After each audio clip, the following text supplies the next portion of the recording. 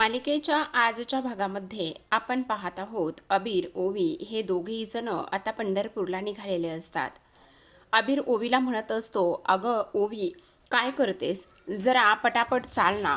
जर अशी चालत राहिलीस तर कसं होणार आहे, आणि एवढ्या हळूहळू आपण कधी पोहोचू तिकडे, तुला तर ना काहीही कळत नाही, असं आता इकडे तो तिला म्हणत असतो. तेव्हा मात्र लगेचच ओवी म्हणत असते, अरे वेड आहेस का तू, मला काय करावं तेच काही समजत नाही. अरे मला इथे भूक लागली आहे, मग एवढी भूक लागलेली असल्या कारणाने मी हळूहळू कशी काय चालणार आहे, तेच मला काही कळत नाही आहे. आणि तू तर मला इकडे पटापट घेऊन सुद्धा जात नाही आहेस, काय करायचं. आणि तेव्हा अबीर म्हणत असतो, अगं तुला भूक लागली तर उपवास आहे ना आपला. अबीर, मग उपवासाला खात नाहीत असे कुठे लिहिलं आहे सांग बरं. तुला सांगू का, माझ्या बाबाला जेव्हा इथे उपवास असतो ना, तेव्हा माझा बाबा मात्र इथे त्या दिवशी खूप जास्त आणि दुप्पट खातो. पण आता कुठे खात असतात का गं ओवी ते, आता तर त्यांना बरं नसतं ना, मग ते अंथरुणावरच झोपलेले असतात ना गं. पण आबीर, हे बघ असं कुठे आहे, उपवासाचं काहीतरी तिखट वगैरे आपल्याला भेटेल ना, ते खाऊयात ना आपण. तेवढ्यातच आता गाडीमध्ये 2-3 माणसं बसलेले असतात. मग एक माणूस ओवीकडे पाहतो आणि म्हणत असतो, बापरे, बघितलंस का, कसली कवळी मस्त पोर आहे ही, हिला उचलायचं का. तेव्हा लगेच आता इकडे आबीर म्हणत असतो, ओ दादा, इथे काही उपवासाचं खायला वगैरे मिळेल का. तेव्हा ते माणसं म्हणत असतात, हो मिळेल ना, इथून थोडंसं पुढे गेलात ना तर इथे पुढे गेल्यावर एक जंगल आहे आणि त्या जंगलामध्ये एक दुकान आहे, तिथे नक्कीच तुम्हाला काहीतरी खायला मिळेल, असं सुद्धा आता इकडे ते सांगत असतात. मग आता हे सर्व काही सांगितल्यानंतर आता आपण पाहतो की इकडे मात्र अबीर म्हणत असतो, ओवी चल, आता काही झालं ना तरी एक काम करूयात आपण, मस्त आपल्याला काहीतरी खायला वगैरे नक्कीच मिळेल आणि आपण मस्त एन्जॉय सुद्धा करूया, असं सुद्धा आता इकडे ते बोलत असतात. मग आता हे सर्व काही बोलल्यानंतर ओवी म्हणत असते, बरं झालं अबीर, तू इथे आहेस म्हणून तरी बरं, नाही तर माझं तर काय झालं असतो, भुकेने तर इथे मी व्याकुळ झाले होते, माझ्या पोटामध्ये तर आता इकडे कावळेच पडायला लागले होते, ओरडायला लागले होते, असं सुद्धा आता इकडे ती बोलत असते. मग आता हे सर्व काही बोलल्यानंतर आपण पाहतो इकडे ओवी म्हणत असते, तुला माहिती का, आत्ता ना आपल्याकडे हा विठुराय आहे म्हटल्यावर आपल्याला कसल्याच कोणत्याच गोष्टीची काळजी करण्याची काहीच गरज नाहीये, आपलं सगळं काही ह्या विठुरायाच इथे सगळं व्यवस्थित करतो, असं सुद्धा आता इथे तो बोलू लागलेला असतो. तेव्हा मात्र इथे आबीर, मला एक गोष्ट सांग, आपण तिकडे जाणार आहोत आणि तिकडे गेल्यानंतर आपण सगळं काही व्यवस्थित करणार आहोत, हो की नाही. मग आता अबीर म्हणत असतो, हो, आपल्याला इकडे विठुरायास मार्ग दाखवणार आहे आणि विठुरायाने एकदा मार्ग दाखवला की सगळं कसं व्यवस्थित होणार आहे, असं सुद्धा आता इथे तो बोलत असतो. मग आता हे सर्व काही बोलल्यानंतर आपण पाहतो आबीर म्हणत असतो, पण ओवी, मला एक गोष्ट कळत नाही, आपण इथे चाललोत खरं, पण आता मात्र ह्या जंगलातून. तेव्हा आता ओवी म्हणत असते, अरे आबीर, इथे मला भूक लागली, ते बघायचं सोडून तुला हे दुसरं काहीतरी कसं सुचतंय रे. तेव्हा मात्र आता आबीर म्हणत असतो, रुक जा बालिके रुक जा, सब्र का फल मीठा होता है. तेव्हा ओवी म्हणत असते, आता हा मीठा आणि सब्र का फल ह्या सगळ्या गोष्टी तू का आणि कशामुळे बोलतोय साबीर. हे बघ, मला भूक लागली ते मी तुला सांगते, तू मला इथे काहीतरी खायला द्यायचं सोडून तू अशा पद्धतीने वागतोयस की काही विचारूच नको.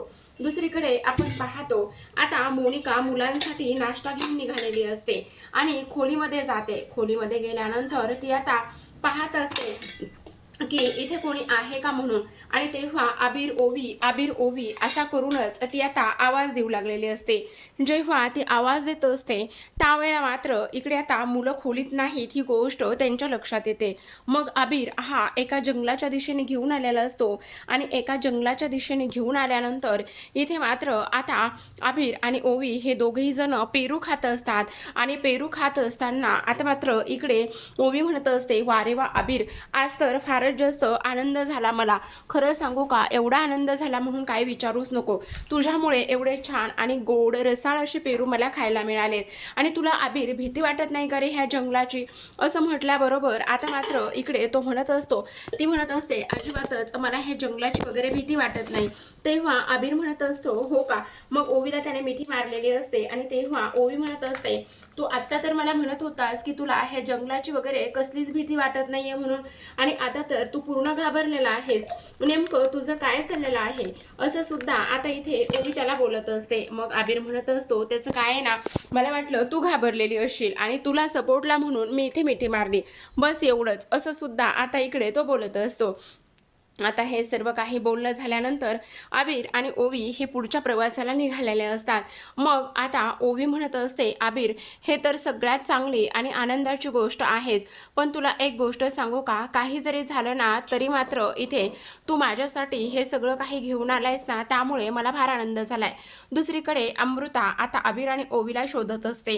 अमृता म्हणत असते, आबिर आणि ओवी तुम्ही दोघेही जण माझ्यासोबत प्लीज इथे ना लपंडाव वगैरे अजिबातच खेळू नका, तुम्ही कुठे आहात या लवकर, असं सुद्धा आता इकडे ती बोलत असते. आणि हे सर्व काही झाल्यानंतर आता मात्र इकडे आपण पाहतो मोनिका विचार करत असते, ही पोरं बहुतेक ना गेलेली आहेत, आता ही पोरं गेलेली आहेत त्यामुळे सगळीकडे आनंदच होणार आहे, असं सुद्धा आता इकडे ती बोलत असते.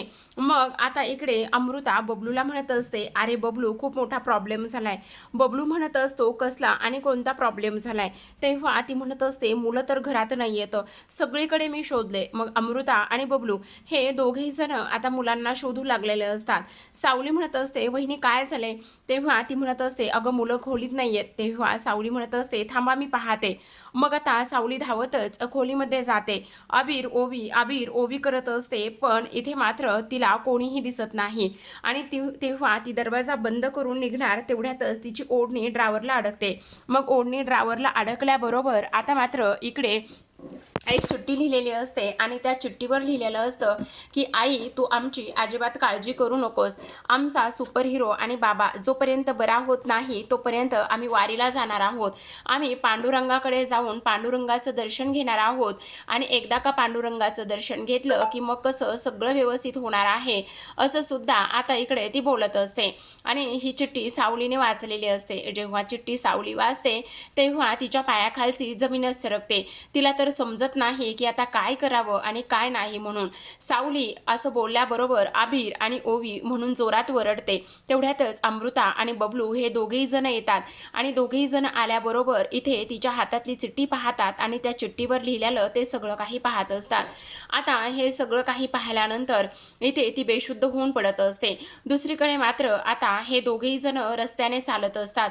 आता दोघेही जण रस्त्याने चालत असताना इथे मात्र हा बबलू विचार करत असतो, काय करायचं आता मला तर कळतच नाहीये. खरं पाहायला गेलं ना तर आता मात्र ही सावली बहिणी अशा पद्धतीने बेशुद्ध झालेली आहे ना, त्यामुळे मात्र मला आता खूपच टेन्शन आलेलं आहे, असं सुद्धा आता इकडे ती बोलत असते.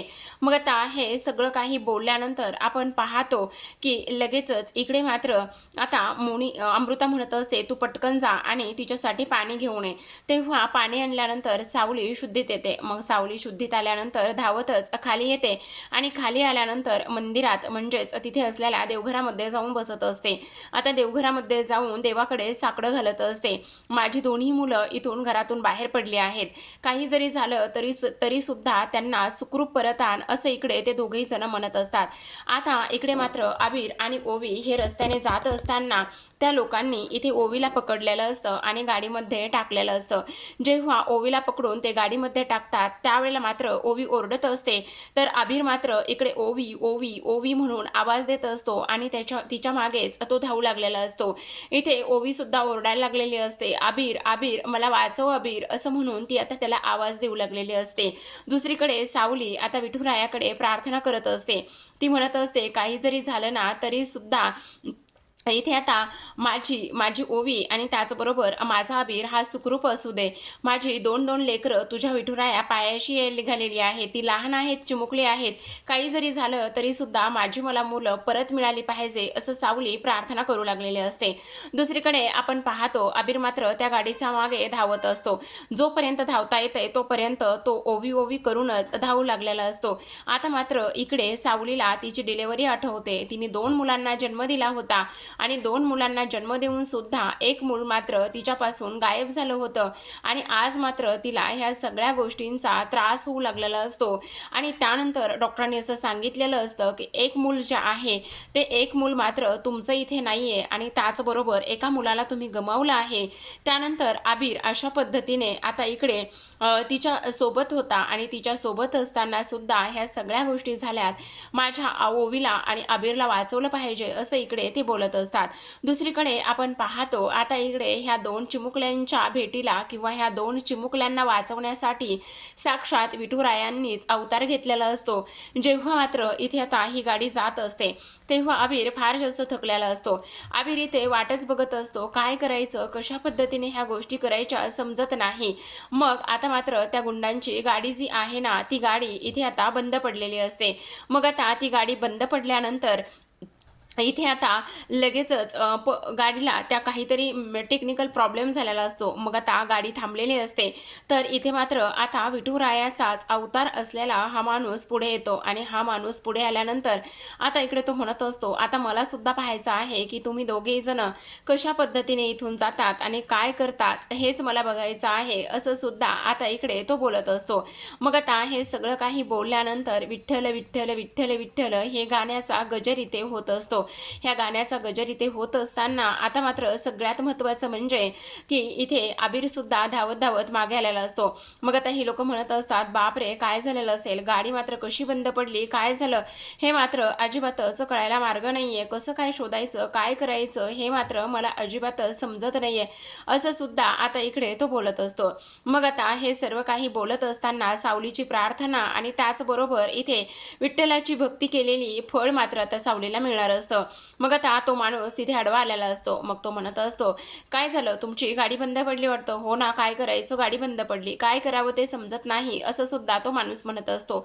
मग आता त्यावर तो म्हणत असतो, खरं तर मला ना सगळ्या गोष्टी जमतात, म्हणजे तुमची गाडी बंद पडली, ती गाडी बंद पडलेली मला इथे दुरुस्त सुद्धा करता येते, तुम्हाला हवी असेल तर मी नक्कीच दुरुस्त करून देऊ शकतो, असं सुद्धा तो बोलत असतो. मग आता इकडे त्या गाडीतले दोघे तिघे म्हणत असतात, तू काय गाडी इथे दुरुस्त करणार. तेव्हा तो म्हणत असतो, अहो मला सगळं काही जमतं, तुम्ही अजिबात काळजी करू नका, तुम्ही माझ्यावर एकदा विश्वास तरी ठेवून बघा. मग आता इकडे काय झालंय ते तरी दाखवा. मग आता त्यांना खाली उतरायला लावलेलं असतं. जेव्हा खाली उतरायला लावतात तेव्हा मात्र इकडे आता तो माणूस गाडी ओपन करून पाहतो. पण ओपन करून पाहिल्याबरोबर आता गाडीच्या त्या काचेतूनच इकडे एक छोटीशी चिमुरडी मुलगी त्याला दिसलेली असते. जेव्हा ती छोटीशी चिमुरडी मुलगी दिसते त्यावेळेला मात्र इकडे आता ती रडताना सुद्धा दिसलेली असते. मग रडताना दिसल्यानंतर तो हळूच वाकून पाहतो. तेव्हा ती माणसं म्हणत असतात, काय झालं, वाकून काय पाहताय, काय हवं आहे काय तुम्हाला, असं म्हटल्याबरोबर आता लगेचच इकडे ते म्हणत असतात, काही नाही, तिथे लहान मुलगी आहे ना आणि ती लहान मुलगी ना जरा रडत आहे, म्हणून म्हटलं की काय झालेलं आहे, ती लहान मुलगी एवढी का बरं रडत आहे ना हे मात्र इकडे समजत नाही, असं सुद्धा आता इकडे ते बोलत असतात. मग आता इकडे हे सगळं काही बोलल्यानंतर आपण पाहतो की आता लगेचच इकडे तो म्हणत असतो, तुम्हाला जरा जास्तच हे सगळं काही अशा पद्धतीने होतंय असं इकडे वाटत नाही का.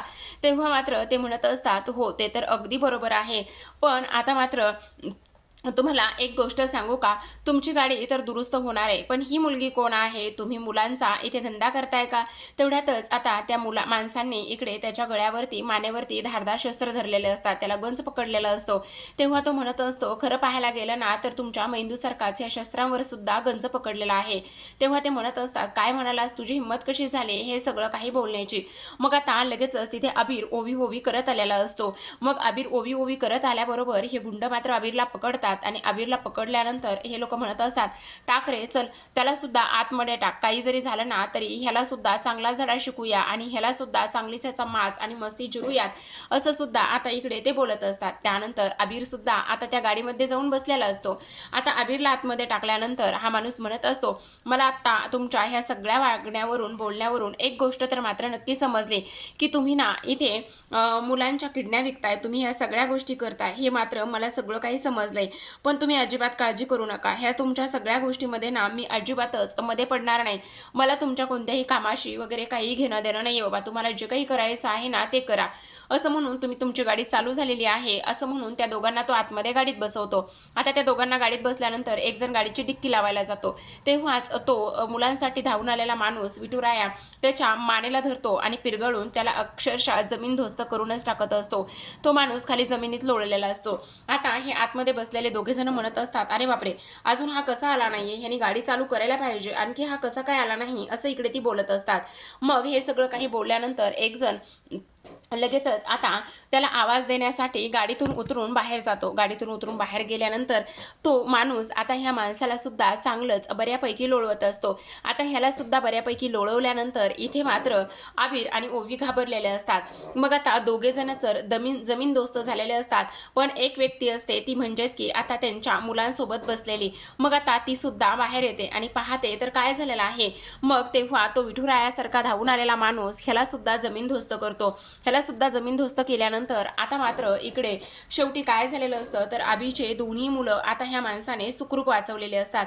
तर आता प्रेक्षकांनो आणखी एक प्रोमो आलेला आहे लेटेस्टमध्ये. त्या प्रोमोमध्ये असं दाखवण्यात आलेलं आहे की आता इकडे जगन्नाथराव आलेले असतात आणि जगन्नाथरावांनी स्पष्टपणे सांगितलेलं असतं की जोपर्यंत माझ्या आबिरच्या आणि ओवीच्या केसालाही धक्का लागत नाही तोपर्यंत मी इथेच राहणार आहे. मी इथून कुठेही जाणार नाही जोपर्यंत माझी मुलं ह्या घरामध्ये येत नाहीत. तिलोत्तमाला स्पष्टपणे सांगितलेलं असतं आणि त्यावर ही गोष्ट सांगितलेली असते, हे बघ तिलोत्तमा, जर माझ्या आबिरच्या केसाला जरी धक्का लागला ना तर इथे मी सारंगला राजकुमारला जिवंत सोडणार नाही. त्यामुळे तुझ्या राजकुमारला काय करायचं आणि काय नाही ह्या गोष्टी मात्र तू व्यवस्थित सांग. त्याचबरोबर आता मात्र हे जो काही विठ्ठल नावाचा भक्त भेटलेला आहे, विठ्ठल भेटलेला आहे, तो मात्र अक्षरशः आता इकडे ह्या मुलांना पंढरपूरला घेऊन निघालेला असतो. तर अशाच नवनवीन मालिकांचे अपडेट्स आणि रिव्ह्यू जाणून घ्यायचे असतील, पाहायचे असतील तर नक्की चॅनलला सबस्क्राईब करा आणि प्रेक्षकांनो पाहत राहा सावळ्याची जणू सावली. सोबतच तुम्हाला आणखी कोणती जीची मालिका पाहायची असेल, आवडत असेल तर नक्की कमेंट करा. भेटूयात उद्याच्या रिव्ह्यू सोबत. तोपर्यंत धन्यवाद.